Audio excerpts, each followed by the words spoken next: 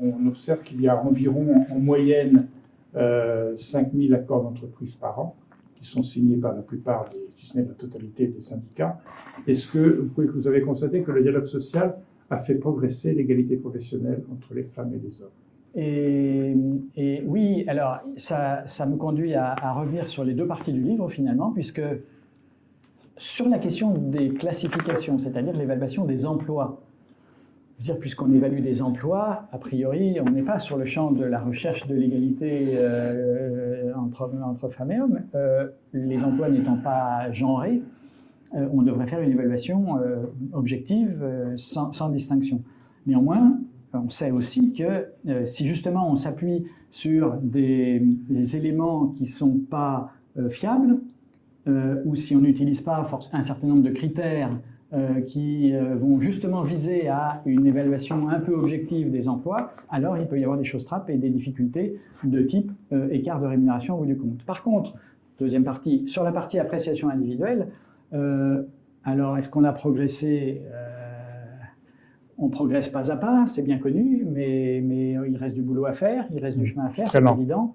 Je cite, on pourrait utiliser les indicateurs dont je parle dans cette deuxième partie, les indicateurs qui vont permettre d'évaluer le travail, de reconnaître le travail des uns et des autres, le mérite, les comportements professionnels, les résultats sur la base d'objectifs, etc. Et pas qu'un seul point, mais plusieurs. Alors on a donc des indicateurs qui vont nous permettre d'évaluer le travail, de reconnaître le travail, et puis d'arriver à des augmentations individuelles, au passage, il s'agit bien de ça.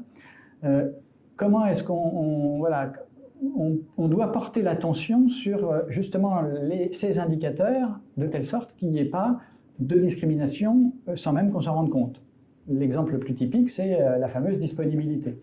Dans plein de supports d'appréciation individuelle, les entretiens annuels qu'on mène dans les entreprises, on a ce critère de est-ce qu'il est disponible, est-ce qu'il n'est pas disponible, est-ce qu'il est moins disponible, etc.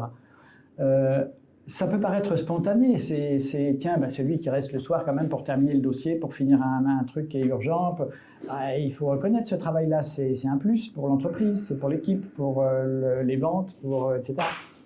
Oui, mais si on demande de la disponibilité aux gens et si on s'appuie notamment là-dessus pour reconnaître le travail ou donner une augmentation individuelle, et bien dans ce cas, on crée de fait une discrimination parce que le jeune homme célibataire se montrera toujours plus disponible que la mère de famille. En sachant que 80% des tâches ménagères liées aux enfants sont encore assumées par les femmes.